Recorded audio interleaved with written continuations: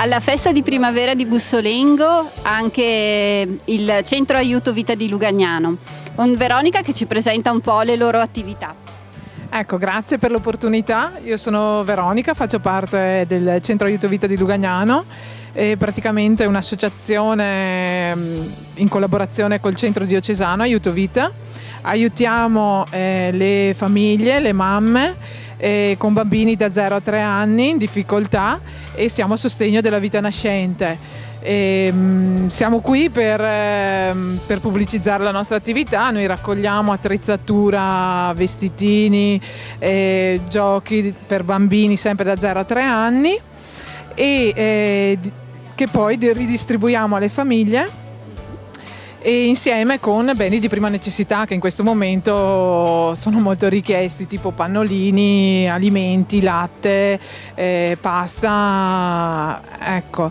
Cosa avete proposto qui a questa fiera di primavera? Allora noi proponiamo dei giochi usati che ci vengono appunto donati alle famiglie, magari il gioco da giardino che non riusciamo a distribuire alla mamma che abita in appartamento perché non ha posto. Se qualche nonno ha il giardino per il nipotino che può mettere l'altalena, lo scivolo, il tavolino, ci fa un'offerta e può far felice suo nipotino. Dove possiamo trovare le vostre iniziative? Allora, noi abbiamo sede a Lugagnano, sotto la parrocchia.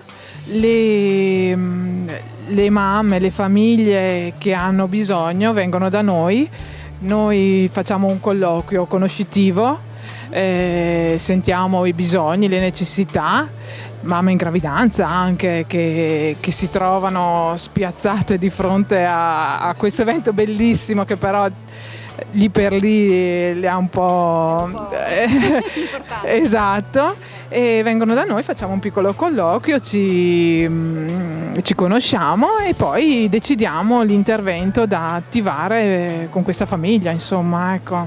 Avete un sito internet? È possibile contattarvi? Allora, purtroppo non abbiamo ancora un sito internet, nel senso ci siamo costituiti come associazione in febbraio, per cui siamo proprio neonati, esatto, siamo proprio neonati. Prossimamente ci attiveremo anche con un nostro sito.